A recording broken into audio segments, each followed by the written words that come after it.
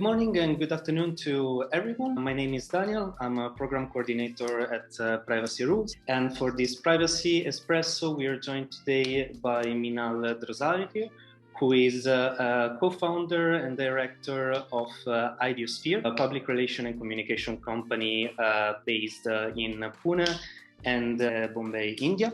Without further ado, Minal, thanks a lot for being here, and I will start right away with our question. So, why do you think that public relation and communication are integral aspects of nowadays businesses? Thank you so much for inviting me. To your specific question, I feel that narrative build has become almost a primary pillar of many businesses and decision making of the businesses. So earlier, and I'm talking earlier would be like about 20 years ago, it used to be a business decision, and then we used to kind of package it or mold it with a certain amount of narrative.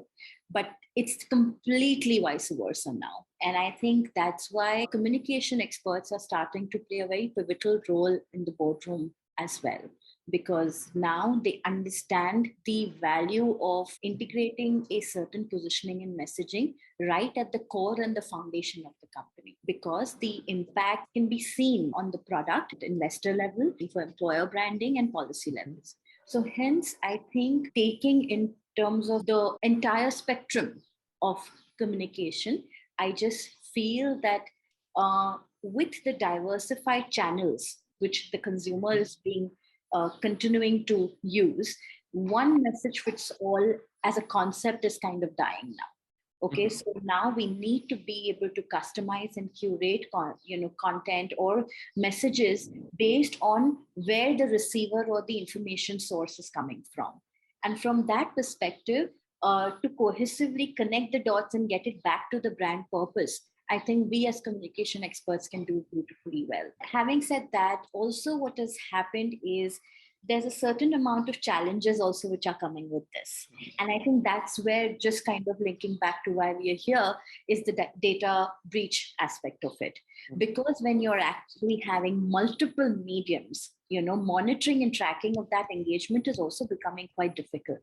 And being able to be razor focused in terms of our message strategies, plus being able to evaluate and analyze what the response is like, it has made the job of a communication expert much more difficult. So I feel communication experts are starting to kind of not only contribute towards the brand reputation, but also the management of the segment of data engagement. A very wide answer, I would say. You mentioned data breach, and this is part of our core business at Privacy Rules. So I would like to inquire about this a bit further. How does communication support companies more in general, besides data breaches, in privacy-related matters?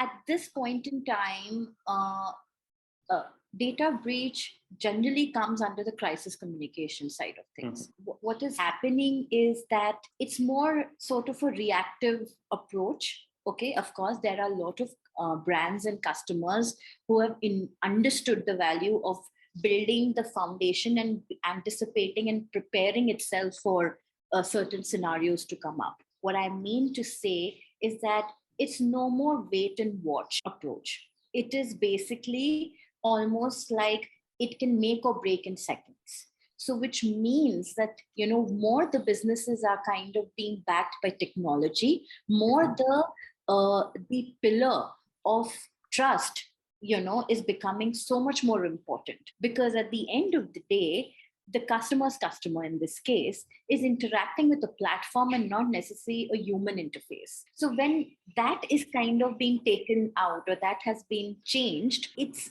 really starting to kind of get the communication experts to become a very integral part of building that reputation and trust through various channels and avenues. Okay, it could be as simple as keeping consistent communication from the leadership, because at the end of the day, the credibility and the face of the brand or the platform in this case the idea is seeded by a person. So how that person is connecting at a regular level, talking about its platform, its changes, its evolution, does kind of bring in that amount of trust for its consumers.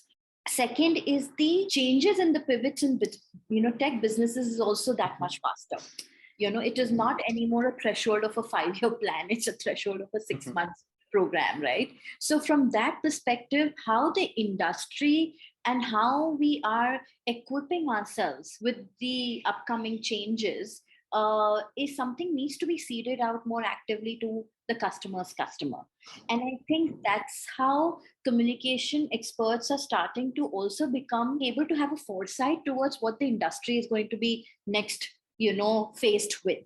And the third is basically the data breach planning per se, the whole management side of data breach. We have to understand that there's a lot of empathy, understanding, needs to be there within the communication experts, because the layers of impact are at several levels. It's not only at the brand reputation, it's not only leadership reputation, it's also the consumers.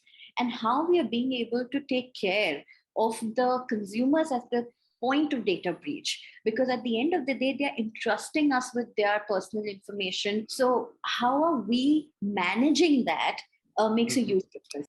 Thank you very much. Another very comprehensive answer. My last question to make all of these arguments more practical, I would say. In your opinion, what can be the 3 main services that communication experts can bring to companies that deal with a lot of data? I think it would be create, communicate, and complete. Okay.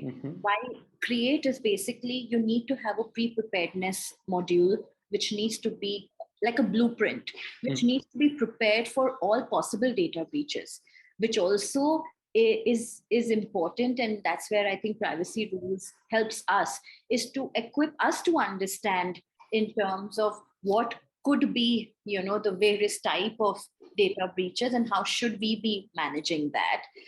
So one is the preparedness side of it in terms of anticipating the impact on something we know as pestle, like political, economical, social, technological, environmental and legal factors. How does all of this get impacted during a data breach, right? Because not only it minimizes the effects on the stakeholders, but also the whole brand reputation and the value for its customers. The second part is the training part of it. Okay. Very important to translate as to what would we do, when a situation arises, and what would be the role of each stakeholder involved at that point in time.